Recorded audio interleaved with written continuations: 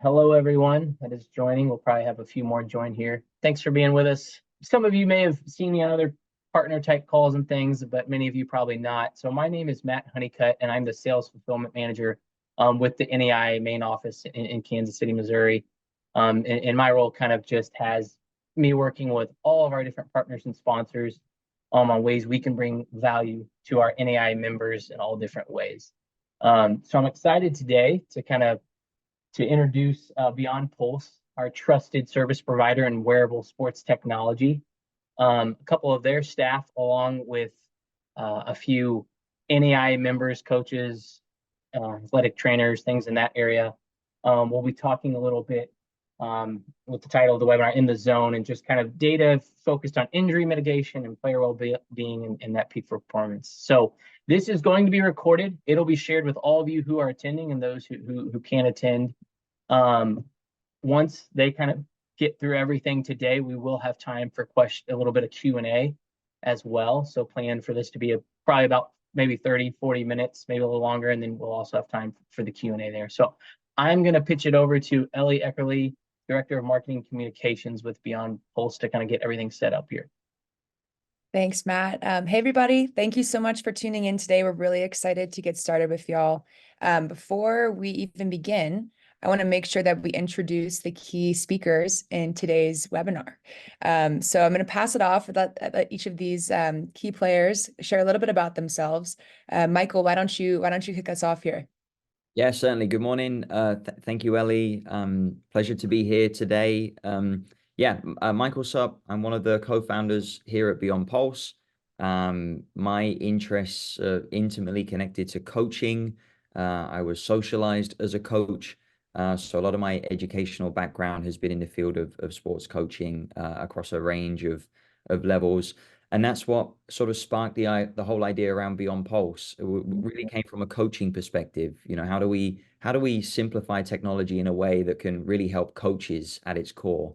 So that's sort of a bit of the Beyond Pulse background. And then at the same time, I'm also an assistant professor here at Ohio University. We have a range of undergraduate, graduate degrees in coaching education that I teach at as well. So full time, lots going on, but very happy. Sweet. Thanks, Michael. Nathan, why don't you go next? Hi, morning all. So my name is Nathan. I am a physical therapist, strength and conditioning coach, and sports performance coach. And I work with Beyond Pulse as a data analysis on demand. My history is I worked in the UK as a physical therapist for about 10 years in professional sport, working in soccer, rugby, ballet, and with the armed forces. And in about 2017, I came across to Portland, Oregon, where I sort of fill various roles really as a performance therapist. Great. Thanks, Nathan. Tom, you're up. Hey, my name's Tom Moore. I'm the head women's soccer coach at Oregon Tech. Been part of this Beyond Pulse push since getting my master's back in 2017. Before here, I was at a junior college for about 20 years. Very, very obviously been through a lot of different backgrounds as far as players, different environments, and I really feel like I'm excited to be here. I'm excited to push this product. I think it's been a great support for what I've been doing for the last 8 years or so. So thank you. Great. Thanks, Tom. And last but not least, Kara. Hi there. I'm Kara Warner Sanders. I'm the head athletic trainer at Indiana University South Bend, and I've been here since 2009. I'm also the athletic training coordinator for our health system here locally, and I serve as the chair of the research and education group within NAI ATA and sit on the ICSM council. I do have a background. I have my CSCS, so I did practice strength and conditioning previously until I had more and more roles. But very, very passionate about research and injury mitigation. Any information that we can utilize to our benefit and help mitigate injury and increase performance, I'm always down for being an athletic trainer and having that CSCS. So great. Thanks, Kara. Awesome. Well, guys, as you have heard and seen so far, we have an awesome group of people here who are going to speak to a few things today. I'll get to that. I just want to reiterate what Matt said earlier, that we are going to hold questions to the end. If you do have questions throughout the webinar, feel free to pop them in the chat. I'll log them and make sure we revisit them at the end. Just don't want you guys to forget your questions if you have them along the way. So feel free to enter them into the meeting chat. Now, a little overview of what we're going to cover today. Our core discussion is really centered around this question of how can we mitigate injury and player burnout while keeping athletes performing at their best. So to start, we're going to just take a little overview of the student athlete landscape. We're going to talk about the common challenges that student athletes face, the prevalence of injury and burnout, and then we're going to shift into conversations around the impact of technology on managing, training, and supporting student athletes. And we're also going to address some of the concerns that you might have when it comes to implementing sports technology. For section 2, we're going to go into some practice. So we're going to move from theory to practice.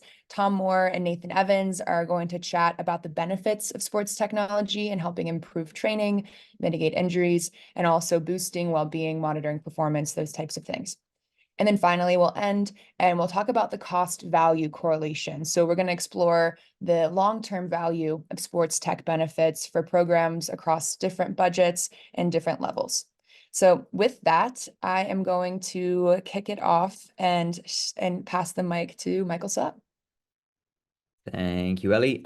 So for the folks that are joining us here at the moment, and for folks that might watch this in the future, I'd love for you to just take a second and think about, as it relates to your program, what are maybe two or three most important goals or objectives that you have for your upcoming season? And if you haven't planned ahead yet that far for the season, well, I'd be curious to sort of see and hear what might be or what might have been goals for the previous season. Feel free to type those in the chat. We're not going to call on anybody necessarily, but we would like to sort of just see what people have to say here. Because as we progress, what we find is that typically these goals and objectives usually fit into three buckets, which I think are on the next slide you'll see here in a second. Yeah. So there are three buckets that typically, when we ask coaches to do this, there are three categories that these goals, aims, objectives typically fit into. One being maximizing team performance, which should be a given. Winning records and championships, if the expectation is to be competing at the very end of tournaments, etc. And then sort of a general sense of positive team cohesion, togetherness, etc. and a positive culture. What we've found, though, is that, as coaches, we typically overlook the idea that in order for all of these things to happen, or in order for us to have a chance of these things happening, we need to fundamentally make sure that our athletes are available for us and they're available to play when it comes to trainings, when it comes to games, because sadly, that isn't the case. Sadly, we are missing out a lot of the time with student athletes because they're not available. We have large portions of seasons where players are injured, they're hurt, etc., and they're not there. So we need to really think about prioritizing athlete health, well-being as it relates to the goals and objectives and aims that we have as coaches, because without that, we sort of have a low ceiling in terms of what we can actually achieve. So as you can see here, we sort of looked into some of the more contemporary research that's been done around injury, stress, and burnout across university athletics. And there's a few sort of key things here to share. Typically, there's a number of studies that have been done. So typically, athletes are sustaining, on average, 2 or more injuries per year. Injury rates are higher in preseason, where athletes are likely 3 times more likely to get injured in preseason versus being in the regular season. Then you've got some statistics. 72% of student athletes will experience some level of staleness within their sporting season. 66% believe they've experienced overtraining, and then 47% student athletes feel burned out.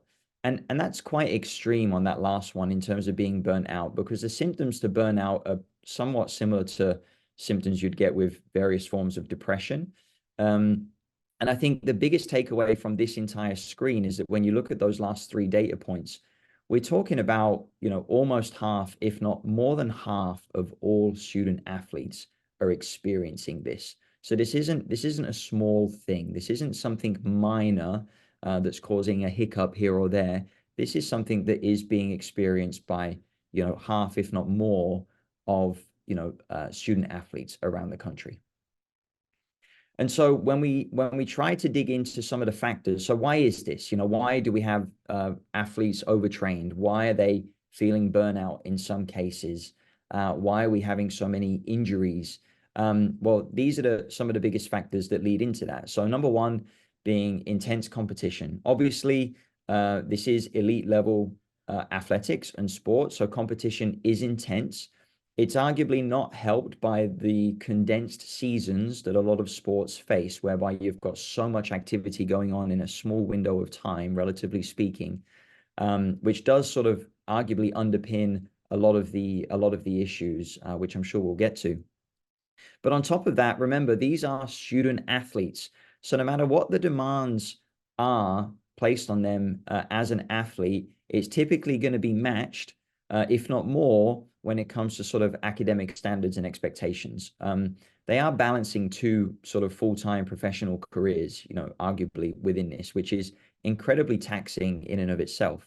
But those academic demands really do obviously weigh on the shoulders of our student athletes. Then you throw that into sort of a social phenomenon especially in this country, I found we do thrive in this sort of, and glorify perhaps even this culture of sacrifice.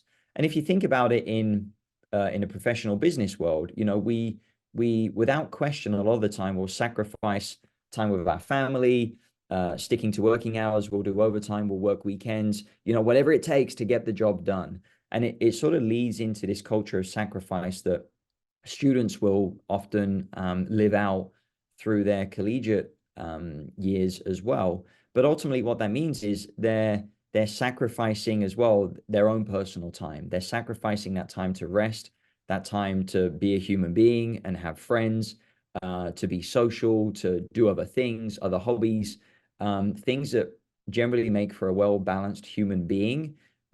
We don't do, and we don't really encourage it either. So this culture of sacrifice is a pretty big, again, social issue. Within that as well, you've got limited support systems. This often comes with the fact that we just don't have staff, resources, people for students to go and speak to that might not be their coaching staff if they're having any issues, challenges, thoughts, feelings they might be facing. The support network isn't optimal for students in order to accommodate for that. Rigorous training sessions, which does sort of feed into intense competition. But again, typically because the volume of what we're doing is so high, it does sort of represent this rigorous training that students will go through. And then ultimately that gets compounded by the fact that, they don't have enough time for rest and recovery in between training sessions, in between competition, in order for the body to properly heal and prepare it, heal and recover so that they can go again and train harder next time. So that's why, rest and recovery is so important. But together, these are some of the biggest factors that are contributing, to some of the issues that we face. So obviously we want to focus on solutions where we can, now that we've set a bit of a landscape in terms of current state of play. And obviously there are some solutions. And from a very general perspective, because we'll get more into this with some of the other presenters here, but in terms of the solutions, the NATA, they have balanced training programs, big advocates for that. Essentially, it's how are we structuring trainings, through periodized training plans, really having a big picture view of what a season looks like on micro cycles of training, so that we do properly factor in rest, recovery around competition, around when we want athletes to peak, etc. Is all factored into this. But also, if we can enhance and improve communication between athletes and staff, coaches, this is also going to help the issue because athletes do still typically suffer in a culture of silence as well when it comes to, not quite feeling right or having soreness or feeling hurt or not feeling well. We need to break out from that. We need to encourage athletes to communicate when things aren't feeling good, when things aren't feeling right, because ultimately, we are responsible for their health and well-being, and it's going to be very hard to do that if they don't feel like they can communicate, with anyone. So this is obviously critical. And then the last point being individualized focus when it comes to athlete development. I think, as coaches, especially at the collegiate level, we're very good at developing teams, but within that, recognizing that our team is made up of a body of individuals, and depending on the sport, the range in terms of what those individuals need in order to train appropriately can be quite vast based on age, based on how much are they competing versus not competing, based on injury history, based on training history. There's so many factors that can go into each individual. Obviously recognizing that we only have so much time as coaches, but can we sort of get closer to a more individualized focus, or at least awareness, when it comes to training for our athletes?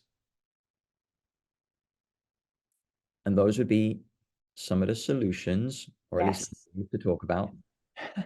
Thank you, Michael. I'm going to hop in here really quick, guys, and just address that these are the solutions that we recommend, that we see as sort of helping out with some of those student athlete challenges that are faced in the university settings. But we also acknowledge that gathering all of this information is incredibly challenging for just one or two coaches or even a small staff to handle alone. So we recognize that achieving this level of management independently can be very difficult for teams, especially those who are lower staffed. But fortunately, we are in the midst of a sports tech boom, and we are witnessing a big shift from teams of all levels and backgrounds who are moving towards data-driven approaches in sports at all levels. Universities specifically are increasingly embracing technologies like video analysis and communication platforms and player wellness surveys and things like that to enhance the athletic experience for their players. So for example, here we have VO, which is a big video analysis tool. And really this allows coaches and players to review their performances in detail. It gives coaches and players tools for communication, understanding how they need to improve with positioning, decision-making, technique, all of that good stuff. With communication platforms, for example, TeamSnap, this makes organization much easier and player management much easier. It helps teams organize schedules. It opens the channels of communication and has a big sense of stress reduction in that way. And then another big piece are player wellness surveys. An example here we have is with Soccer Pulse. So this allows coaches to monitor subjective data, and it allows athletes to log how they feel on a subjective level, keeping track of things like external pressures and stressors, very much in line with what Michael was speaking on earlier, of all those external things that are happening in a student athlete's life that aren't even directly related to the sport, but might be impacting their performance. So things like that. And all of these tools together can really help personalize training and enhance performance, detect problems early, and really just opening the channels of communication between coach and player. Now, one specifically that we are going to touch on today a lot are wearable technologies and performance trackers, which is what Beyond Pulse is all about. So wearable technologies and performance trackers are absolutely essential in monitoring performance and development metrics, internal data, things like heart rate, measuring external data, things like workload and distance, how hard athletes are working and recovering between games and practices. So in this way, this data really helps with managing workloads. It helps by giving coach and player access to that key data that will help them to plan practices. Again, open those channels of communication, get really clear on recovery times, and avoid doing too much, those things that can lead to burnout and injury. It's also huge in giving clear feedback. So performance trackers give coaches really solid information about how athletes are doing. So this helps coaches make smart choices about training. It can help them open the dialogue with their players. So by leveraging tools like these across the board between wearable tech or those first three technologies that we spoke about, we can really gain some key insights into player health. We can put strategies into place that put player well-being at the center. And really the way we see it, especially with wearable technologies, is that when these innovations are at their best, they're helping players stay healthy. They're helping players perform at the top of their ability. And the icing on the cake is that they're really forging a deeper connection between coaches and athletes. Now, we see this when we're working with Beyond Pulse teams and coaches, but which we'll get to shortly with Tom and Nathan. But generally, we also see this across the board with teams in different leagues and conferences and sports across the country using all different types of technologies. So consider the case here of William and Mary. So in William and Mary's women's lacrosse team, they leaned heavily on data analytics to improve their team training. They used tools like heart rate monitors, player tracking software, and wellness surveys. And this provided coach deeper insights and tools that he needed to tailor training. Now, what Coach Kuhn said came next was reduced burnout, fewer injuries, and a winning season. And overall, he said that his lacrosse players have seen far fewer injuries than previous players who did not train with data. At the University of Louisville, the women's basketball team achieved a 95% player availability rate for games and practices, thanks to their use of wearables and IBM analytics, help keeping their players game ready and injury-free. And then lastly, Coach Tim here at Oregon State University Athletics, he spoke about the implementation of sports and sports sciences into their training and how using data to tailor individualized workout plans for athletes led to marked improvements in performance and injury reduction, noting that it's not that the data wasn't there in the past, but now we have tools that let them see it more holistically and really dig deep into the analytics. So across the board here, we can see these cases highlight a clear trend that sports technology, that through wearables and player data, that it's really crucial to enhance athlete health and therefore player availability to allow players to perform at their highest ability. It shows us that targeted data-driven training programs can lead to fewer injuries, can lead to more player availability, and the opportunity for more wins. So again, tying it back to what Michael said at the beginning, when we set the base layer of the player-centric focus from the beginning, from there we can see higher performance, we can see winning records, etc. However, with all this to say, we do understand and acknowledge that there are concerns surrounding the adoption of certain technologies in university settings and certain athletic programs. So before we dive in and call Tom and Nathan in to share their experiences with technology, we'd like to know, what are your primary concerns with sports technology? And you can answer this in the chat. You can reflect on it. We'll give you just a moment here. If you could choose from this list, what are your primary concerns? Is it cost and budget? Is it time and efficiency? Is it not having enough staff? Is it maybe athlete buy-in and compliance? Or perhaps it's the technical challenges and the learning curve that you fear.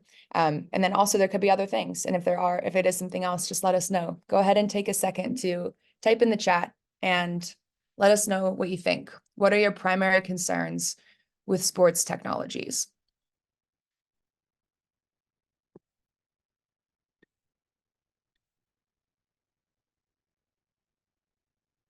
We won't call you out, we promise.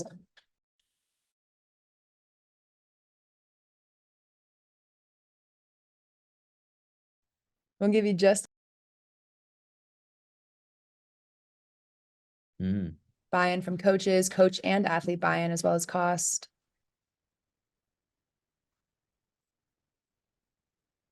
Good, good. Anyone else? All of it. Yeah, that's accurate. That is accurate.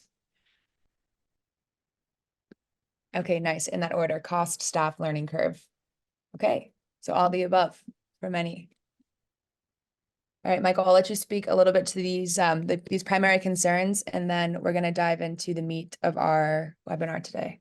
Yeah, I mean, they're fairly self-explanatory, and I really want to get to Tom and Nathan here. I mean, it seems like folks are pretty familiar with what the challenges are.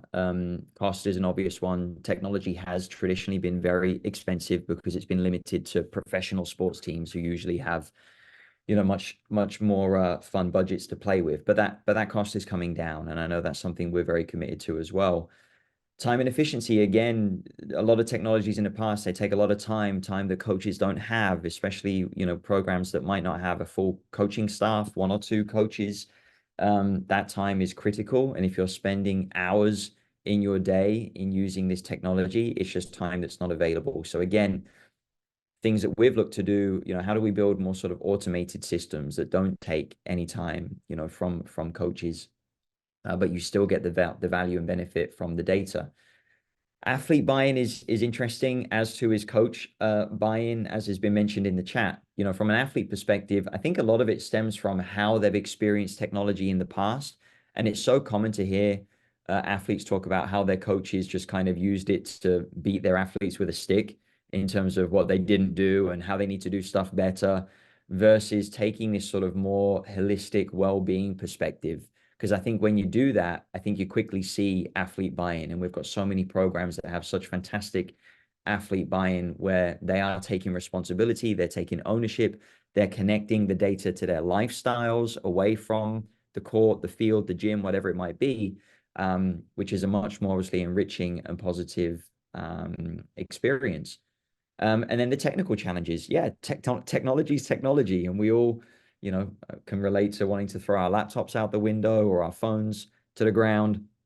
It can still happen in technology, but again, when you're able to simplify it enough to just get to be a really efficient process, you're removing a lot of those technological challenges. So yeah, these things are real, but I think what is clearly happening in the industry and in the space is that we're addressing these things very quickly, and it's only going to get easier for people and more simple for coaches, which ultimately reflects in terms of cost as well.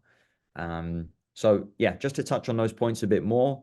But yeah, I don't think there's too much else on there. I look forward to Tom and Nathan up next.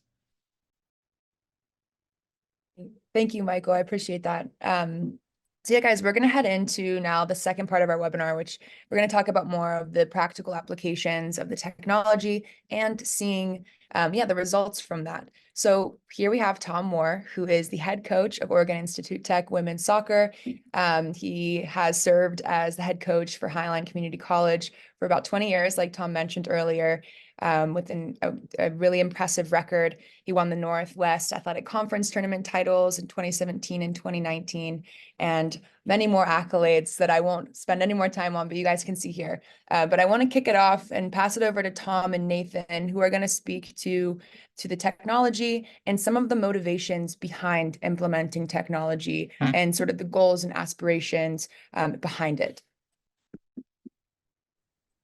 So here I'll pass it off to Tom to chat a little bit about the team, number one, a little bit of the background, maybe some challenges that the team faced, and how technology has aligned with some of their objectives that they were seeking in their last season. Cool. Thanks, Ellie. I appreciate that.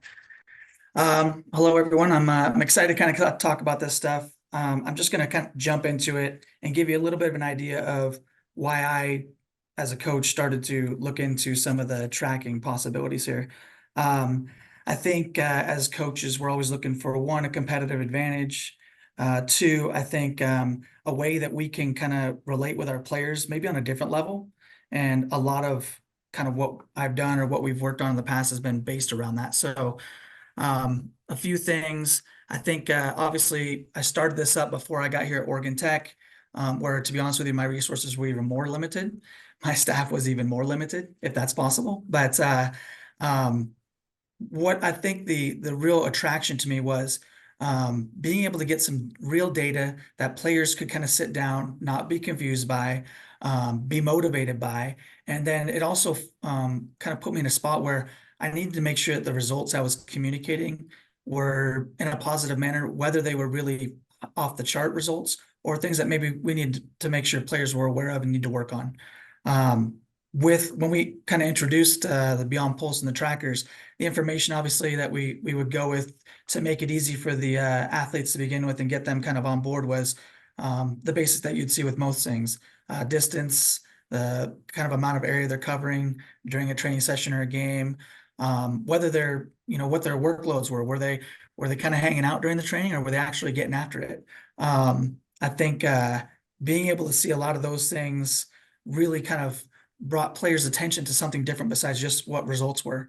And you all know that's as you go through, it's really the process. And you hope that whatever you're putting in your process, whatever you're developing and introducing to your players, whether it's something like this, where it's a different technology, or it's just your philosophy, at the end, the results are hopefully a byproduct of that. So I wanted to take as much information as I could, put it in there, and see what we could do to add to the player kind of performance, but also the player experience. And I think, obviously it led to a lot of buy-in from the student athletes. The way I presented it was more of a tracking thing and something that would be like healthy competition at training. For myself, I use it as a little bit of accountability. I'm big on accountability. So it was a big accountability piece, I think, and not something where I had to kind of, like Michael was saying, I didn't have to come out there and, smash on them and tell them this, that, and the other. They really they enjoy kind of taking a look at that stuff. And it's not necessarily on a big stage where I'm standing in front of them pointing fingers, this, that, and the other. They get a chance to kind of do their trainings. They can do it team related, individual. They get a chance to take a look at this data. They get a chance to set standards. We talk a lot about standards, and the way you do that is, obviously you can feel like you did well at a training, or you can feel like you did well at this, but data just really supports that one way or another. And if it's how you felt, the data may show, hey, that's great, I want to continue that. If you felt another way and the data didn't necessarily support that, you have that opportunity to see that feedback every single time you train. I think that was a really big, important factor for us. I think, I was looking at the concerns that were brought up, not having a staff, low budgets. I think, for me, I figured out that this was something I wanted to add. And as a coach, I'm always trying to add something to make sure I'm keeping up with the landscape. And so bringing this in years back, I think not only was it cost effective, but it allowed me even at the junior college level before I came here, which is obviously why I brought it. It allowed me to do these things and not have to have 7 people out there with notepads taking notes on stats and tracking this and tracking that. And we were still able to get a really good outcome from it. So I think that's, Tom, I think that's a ahead. great Yep. segue into this first pillar, which is just the simplified tracking and performance and recovery, and how you felt, even with little staff or resources, that you were able to take the data and do something with it. So with that, I'm going to move into this first bucket here. And yeah, I think just kind of continuing on what you were saying, Tom, the need for immediate and simplified tracking to monitor training impact with minimal resources. Because there is a lot of noise out there with different applications and technologies. And I think with that, we can move into just the basics of what simplified metrics and reporting look like. Nathan, do you want to take it over here?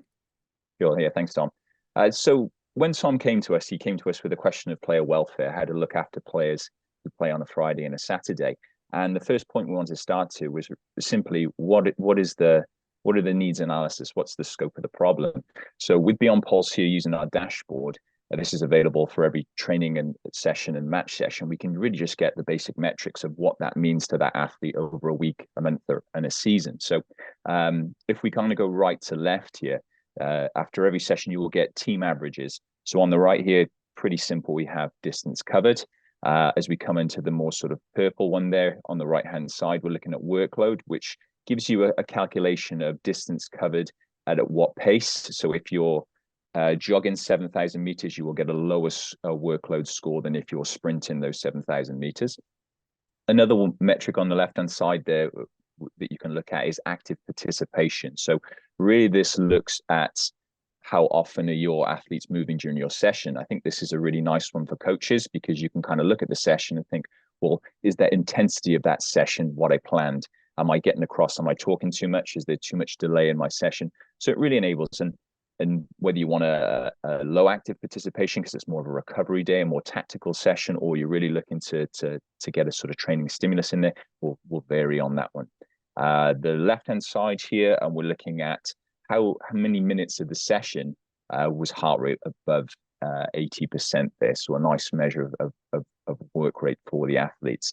You can certainly click into any one of these and get more specifics on players, but this is a real nice way to get a real simple answer for what each session looks like, so you can start to plan for your team's seasons. And again, if you kind of jump into that, so we mentioned obviously if you click further, so you can get even more detail when you go into that if you're ready for that level of analysis. So left-hand side is a bit of a breakdown of active participation through your session, so you can get an idea of where the lulls were and where the high intensity periods were. The middle section, this is kind of probably more where I sort of park my bus and chat to teams about a little bit more with data analysis on demand, is you can kind of break down heart rate at how many, the percentage of the session it was at what heart rate. And particularly important for me is at the bottom here is when we look at that distance, how do we break down that distance for speed? So if you look at that example at the bottom there of 7,000 meters, a lot of that is spent at low intensities, but how much is that athlete spending at higher intensities, which is really important to break down that detail for training, specifically when you're looking at individual athletes. And then finally on the workload on the right hand side, similar to the active participation, is when did that workload occur for that athlete during that session or during that match. Other things we're particularly interested with data analysis on demand is top speed. So we often look at max speed and percentage of max speed that athlete hit in that session, in that week, in that training session. Really important that the athlete on a regular basis can hit those top speeds or close to those top speeds. So those are the kind of things we look at. And again, simple is better. Just starting off with a workload score is where we spend most of our conversations. So yeah, this moving into acute to chronic workload ratio. So this is a whole topic in itself, but I'm going to try and really sort of simplify this for understanding. So what we look at with acute to chronic loading is we can take that information from the dashboard and we can kind of update that on a daily basis to give you an acute to chronic workload ratio. So when we talk about chronic workload, we're looking at, in our instance, what was the average workload over a 28-day period. Then what we did is compare that in a ratio to the acute workload being the workload of the last 7 days. And this would just roll on day in, day out. So what we're looking for is we want to keep an acute workload at 0.8 to 1.3 of the chronic workload. And what we know about this is with athletes that fluctuate even above or below that, there is an increased risk of injury. So keeping in that sweet spot, as we call it, has certain advantages. I would say this is a guide that has a lot of value to it. It's not absolute. It's how we describe this to a lot of our coaches and our teams is that it is an index of suspicion. It's load management. It's got a very bad reputation from media coverage of NBA. So we've all seen Kawhi Leonard sat on the bench and this negative media. But most of the time, talking about workload is how to safely get an athlete up to a high load weeks and high load months. So with Tom's program, it's a high load program. They have to play on a Friday and Saturday. So we have to make sure we get that athlete prepared for those high loads by gradually getting them up to a high load program week in, week out, but keeping them in the sweet spot so they can remain as the least likely to get injury. So this is Tom's breakdown of one of Tom's players here. So it just get you familiar with what we're looking at here. If you look in the bottom left-hand side, you'll see the sort of workload score there, 0 to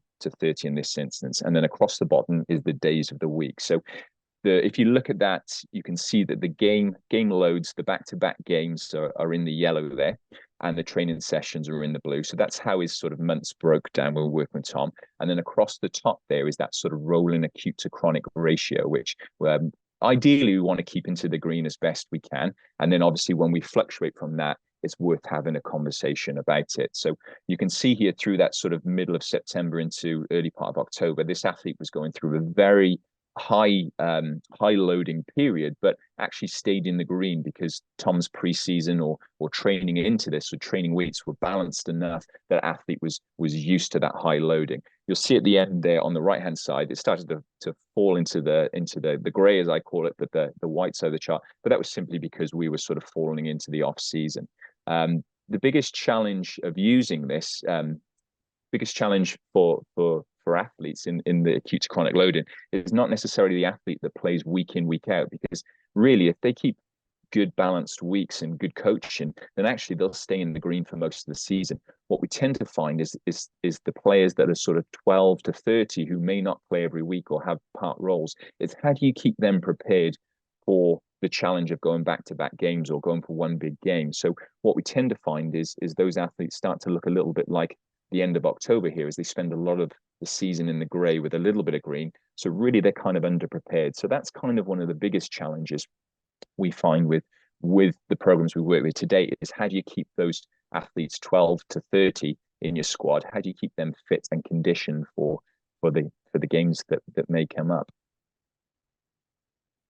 And if we go into this one, this was another example of another school we worked with here that has a few more data points. So it just gives a lovely breakdown of your season. So if you want simplicity of analysis, then you can just kind of look at how your workload looks throughout the entire season in one graph here. So we can kind of see that this, again, the program did a fantastic job of keeping these athletes within the sweet spot.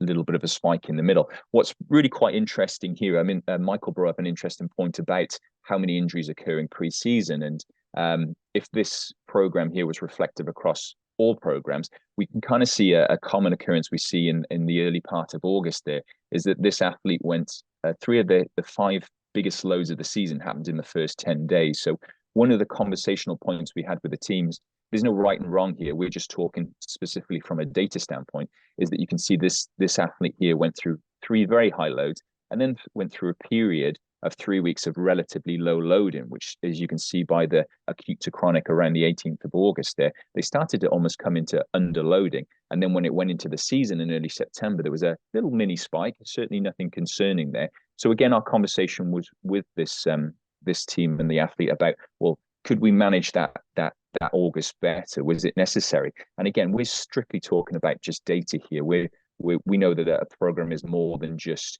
workload. It's about team cohesion. It's about tactical and all the various other kind of things. But it's a really nice simplified snapshot of your season and how you're managing your week through balance. And the key for us is high loading of athletes is safe, is effective if it's specific to your sport, but you need to have the balance through the weeks, because again, you've got a lot of high load periods through your season with games in very close proximity. So you need to have balance to your weeks. And looking at this one, this was another thing we chatted to Tom and a lot of other programs about, is really looking at optimizing high speed performance. So from a performance point of view, it pretty much speaks for itself. If you want athletes to move fast regularly, then they need to train at that intensity. What is often poorly understood and not implemented is the effectiveness of high speed running on injury prevention.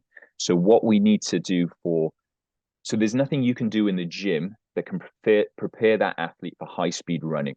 The biggest way to prevent muscle injuries is to have that athlete performing high speed running on a regular occurrence. So the evidence suggests every 7 to 10 days.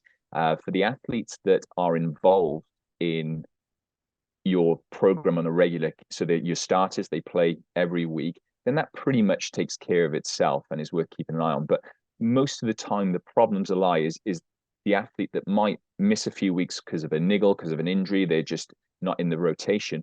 How do you manage that athlete's high speed meters over those weeks so they're fully prepared to come back into your program safely? So there's a big discussion about maintaining that high speed running and high speed performance between games as we need to. And this is just a little bit of a graph. You can see here with this is more a team average through the week here. So it's a nice snapshot again of simplified, simplified metrics of where we are with that high speed running. So we can kind of see in this program, we've got 2 weeks there marked with intervention that suggests there's a lot less high speed running going on. So again, this is nothing catastrophic. We just need to ask the question about why this is happening in a program. Is it a design low week? Do we need to put a little bit of a top-up session in there? Are there just a few athletes that have not done any high-speed running at all that week? So again, it's a nice snapshot available to our coaches on Data Analysis on Demand. They can really just kind of ask some questions about their program. And looking at where we are here, so this is an example. So again, as I mentioned before, the challenge is your player that hasn't really played on the weekend, or they've had minimal minutes. That may have happened over a few weeks. Well, they're probably going to need a little bit of a top-up session then to make sure that they're robust enough to return to your program, to your match day. So this is an example. What I would say is you need to make this specific to your athlete. So on the dashboard, you have every athlete's breakdown of their high-speed meters. So the more specific you are, the better to that athlete. So there's many ways that you can just put that high-speed running stimulus into your athlete. And you've got to make sure your timing is right with this, that you give your athletes about 72 hours between this stimulus and the match and your next match to make sure that they're fully recovered. So a great example of how you can just dose in some high-speed running.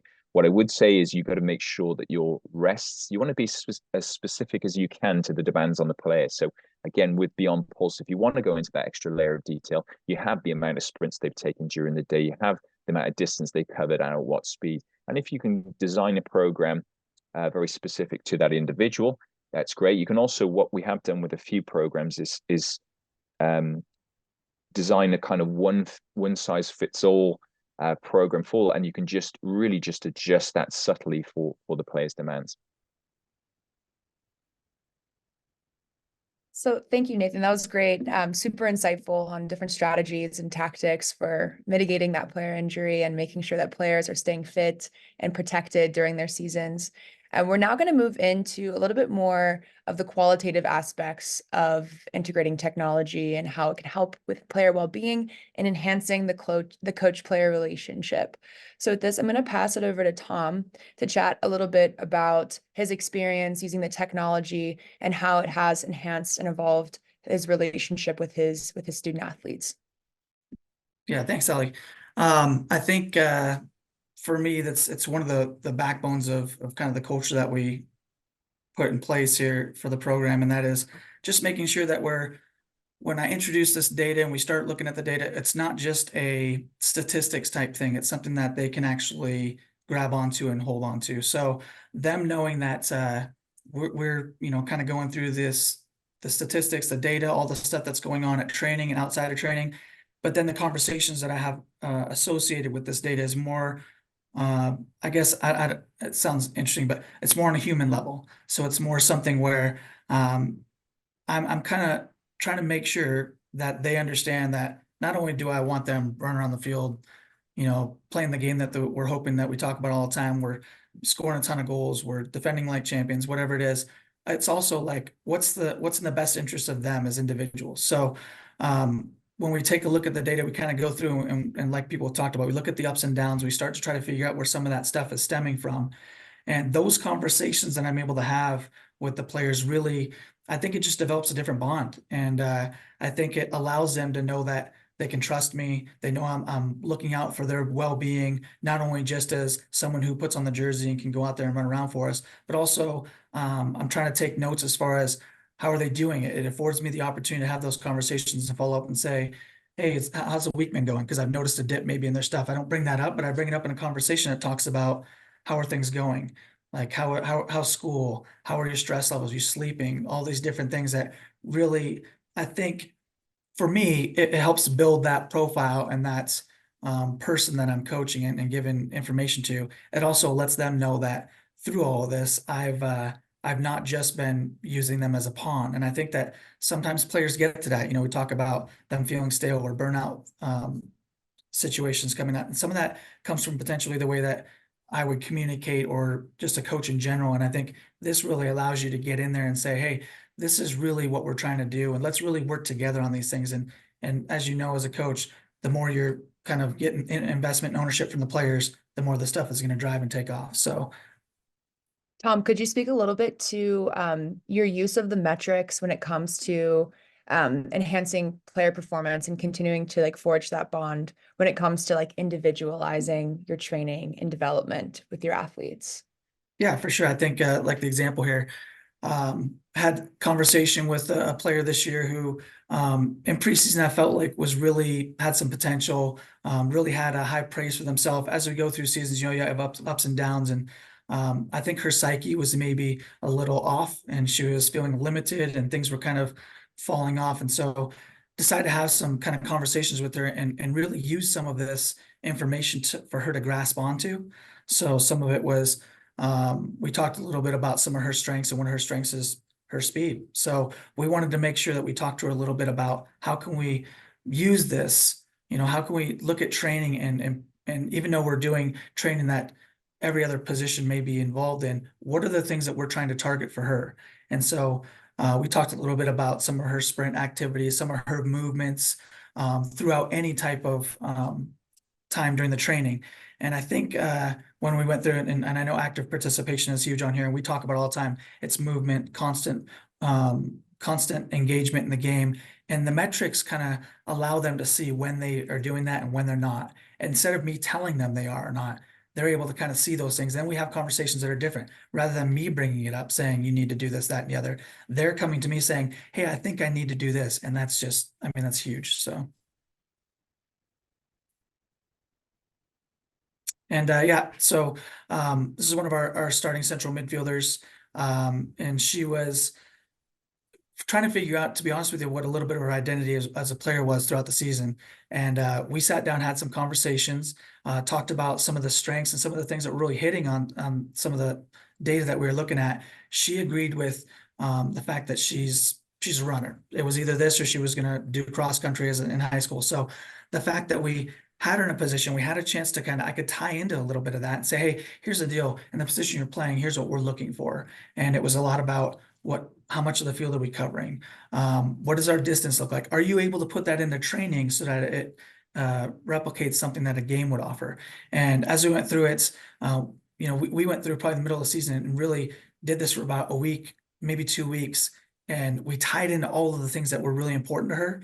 And it started to come out in her game and training. I think, these are the things that as a coach you really, really want.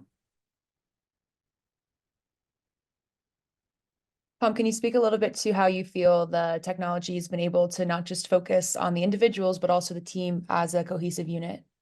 Yeah, I think I talked at the beginning. I always want it to be a healthy competition at training and throughout the team. And I think adding this data in and having it, we get to training, and I'm sure you've seen the videos, or if you haven't, you'll see them.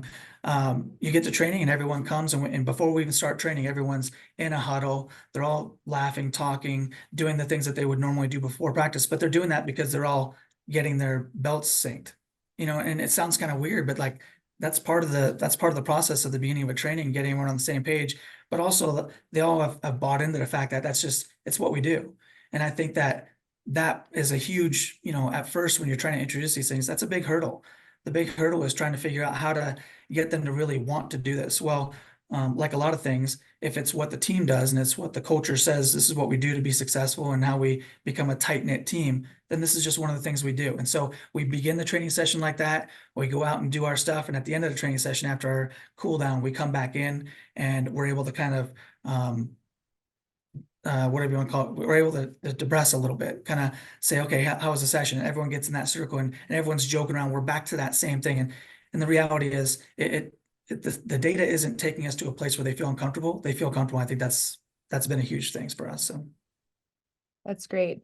I think, Tom, in our conversations and for what you've shared today, it's really clear that you've been able to use the technology, not as a replacement of you as a coach, but to add into and lean into the art of coaching, and to understand your players' individual preferences, their stressors, and even with an example we're going to talk about today is their health conditions. So really using the data, again, to understand the player, to open up the channel of communication, and to, customize feedback in that way and customize training in that way. So today we're going to chat just really briefly, I know we're running out of time here, about one of Tom's players, Miranda Valle, who's a junior midfielder. And we're going to talk about one of her health challenges that she's had as a student athlete. So Miranda is a student athlete at Oregon Tech, and she grapples with managing prediabetes. which is clearly a condition that poses unique challenges to her athletic performance and training. Miranda doesn't really lean on medical or monitoring devices that much.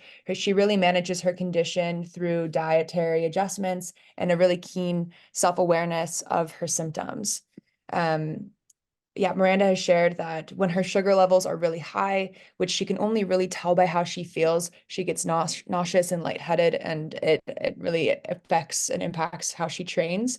But she usually won't necessarily sit out of training. She'll try to push through it and hopefully with exercise, watch the symptoms fade a little bit quicker. Now, Miranda has shared with us in a candid interview that upon integrating the Beyond Pulse trackers into her training, she's been able to recognize the benefits of leveraging data to better understand and monitor her physical health. She has played around with journaling and trying to glean insights between the interplay of her heart rate data and managing her prediabetes symptoms. Now, throughout the season, Miranda was actually able to track improvements in her fitness levels despite her condition. She saw this in her data, which was evidenced by just deviations from the team averages with fitness levels in her Beyond Pulse reporting. So although Miranda is commonly experiencing uncomfortable symptoms due to her condition, she doesn't feel that her training has dropped off at all. And she feels that this data has sort of validated her efforts in training and has given her a deeper sense of confidence in her ability to really navigate the complexities of her condition and continuing to excel as an athlete. I wanted to note a quote that Miranda shared in our interview of the empowerment she has found through the data as an individual. She noted that if you're aware of your condition or any health condition that you might have and how it correlates with the data from the belts, it can bring you more understanding, but you have to be open to it. You have to be willing to go into the data and build correlations and understanding between the numbers and your condition. So we just wanted to share, I think it was really powerful that Miranda felt that the availability of data provided her with a sense of empowerment and understanding of her body despite the lack of control that comes with her condition. And it definitely alleviated some of the stress associated with managing a chronic condition with limited resources. So we were excited to hear and witness Miranda's experience with wearable technology as something that gave her valuable insights into her own health and performance, and overall just enhanced her experience as a student athlete. Now we're going to move quickly through these, Tom and Nathan. I'm just going to touch on these and we'll share these with you guys after too, just for key takeaways. I just want to make sure we get to Kara here at the end, but just some key takeaways from today's presentation with Tom and Nathan. Number one, keep it simple, adopt simplified, straightforward tech or tracking tools or whatever it is that can help you assess training impacts and player well-being. I think especially in environments and programs where there's limited resources, it's important to lean on simplified tools and understanding too that less can very, very much be more. Focusing on balanced training. So a big piece of Tom's and Nathan's presentation today was the balanced training load as a strategic method to mitigate injury risks and athlete burnout. You don't have to reinvent the wheel. You can focus on a few key metrics and sort of build your training programs from that. And this, again, ensures that players are in that sweet spot. Like Nathan mentioned, we're not undertraining, we're not overtraining, we find ourselves in that sweet spot. A big thing that Tom shared today, include your players in the process. I think that's a huge piece of player and coach buy-in is witnessing how the use of objective, data-driven feedback can really foster a collaborative approach and really build that positive player-centric culture that does lead to winning seasons and winning records and enhanced performance. Clarify your objectives. So it's really important to be clear on your objectives in order to understand which tools are right for you, to understand which metrics are right for you that resonate with your team's goals. And this will give you a really strong foundation to effectively and meaningfully apply whichever tools or technologies you're bringing into your environment. And then finally, a big piece that we heard from Tom today, and that I always hear when we chat with Tom, is to embrace the learning process. So It's an art and a science. It's not, the technology is not there to replace you as the coach. They can be used together, but it's ultimately essential to remain open to learning and adapting, and also understanding that you don't have to know everything within the first season, that it is sort of a long-term process, and you can evolve alongside the technology and the team's needs. So thank you, Tom and Nathan. That was stellar. We're going to wrap up here with Kara and hopefully get to a quick Q&A at the end. But Kara, I'm going to pass the mic over to you. Kara, like she mentioned at the beginning, is the head athletic trainer at Indiana University South Bend and the athletic training coordinator for the Beacon Health System. So with that, I'm going to leave it to Kara to chat a little bit about the cost, correlating the cost and value of sports technologies.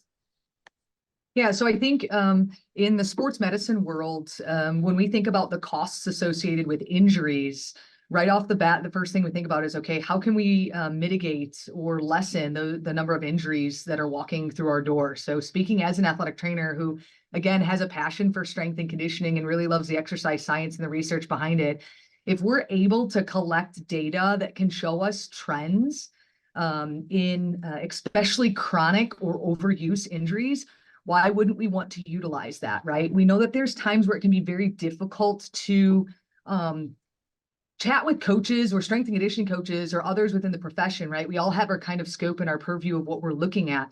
But when we have data that can provide information to help open up that conversation, and that data not only will help with performance, but also based on reduction of overuse and staying in that sweet spot like we're talking about, mitigate injuries, right? There's a cost effectiveness to that is astronomical, right? We all know that when athletes are injured, when student athletes are injured, there's so many things that occur, but there is a cost to it for the university, for that student athlete, for their mental health, for all of those things, right? But when we're talking about financial costs, right, our secondary insurances, if we have data that we can utilize to help mitigate those risks, why wouldn't we do that when we know in the long term there's going to be savings that are accounted?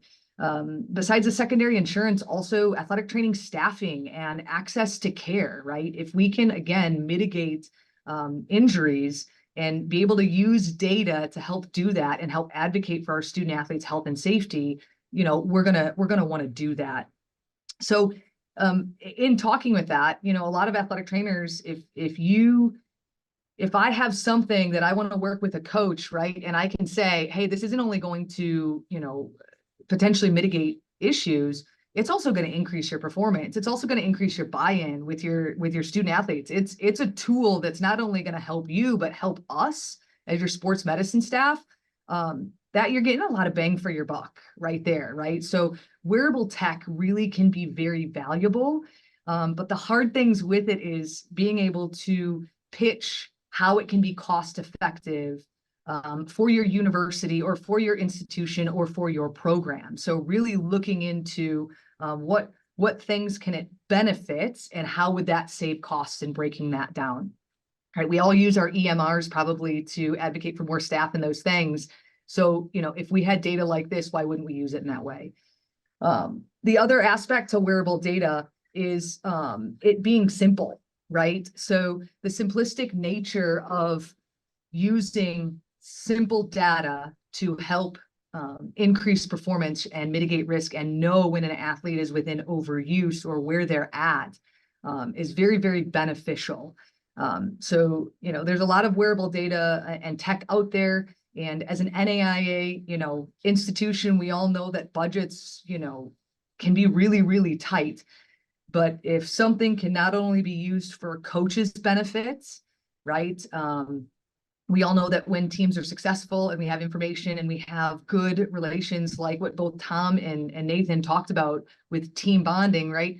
You're going to have athletes staying at that program, right? Not only are they successful in the field, but they feel like they're, you know, a part of a family. They feel really ingrained. And then on top of that, we're able to show that there's reduced cost associated with injuries or even care or treatments provided by the athletic training staff. That can become very cost effective, but making sure that it's simple data that's user friendly, that's easy to be able to understand and easy to apply. So I think I wrapped that up pretty quickly, right, Ellie? I think I hit all the points. You nailed it. Yes. Thank you, Kara. That was great. We appreciate you breaking that down. And yeah, those key things to look out for when you are considering which wearable tech to go with, and what to look for in the technologies that you're looking to bring into your program. So that wraps up the presentation for today. I know we're a little bit over, but we want to give you guys some time to ask any questions. You have an awesome panel of experts and professionals here who are ready to answer any questions you might have. So please, you can use the chat box to enter, or if you're up for it, you can unmute yourself. I think if you're available to, I don't know, Matt, if that's available for us here. But please, we invite you to ask any questions you might have for our panelists. Yeah, I believe anyone can unmute. Okay, great. Yeah, if you're up for it, you can unmute, turn on your camera and ask your question.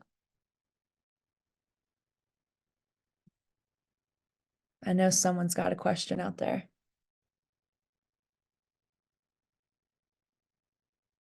Any questions?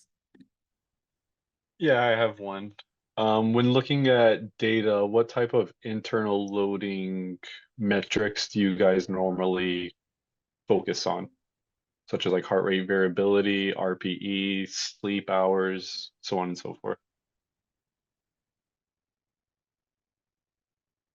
Nathan, do you want to take that one? Yeah, absolutely. I mean, yes, absolutely. External load works best when you couple with internal load. So that would really depend on what's available to the program. We talk a lot about wellness and readiness questionnaires because they're kind of simple, and with tech as well, you can do a lot of app-based stuff.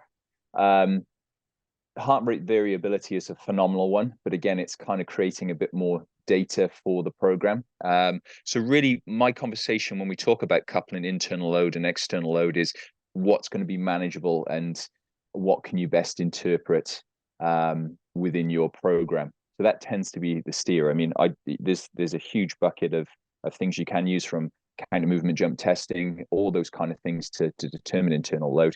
One thing we'd like to do more now that we're established with a few teams is look at heart rate response to submaximal testing during the season.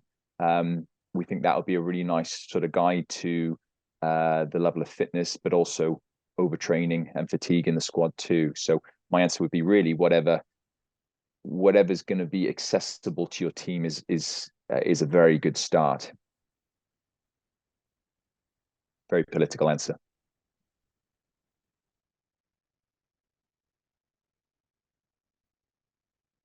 Do you have any other questions?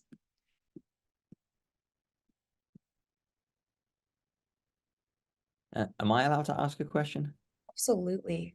I actually, with Kara, perhaps I was, as you were presenting, I was thinking, is there anything you've seen that actually gives like a value, like a monetary value? I know we're talking about reducing costs, but is there anything out there that said, like, on average, when you lose a player for the season, it costs this amount? That could make it really something to make it really tangible for athletic directors, perhaps. But I know it's such a range; it's got to be.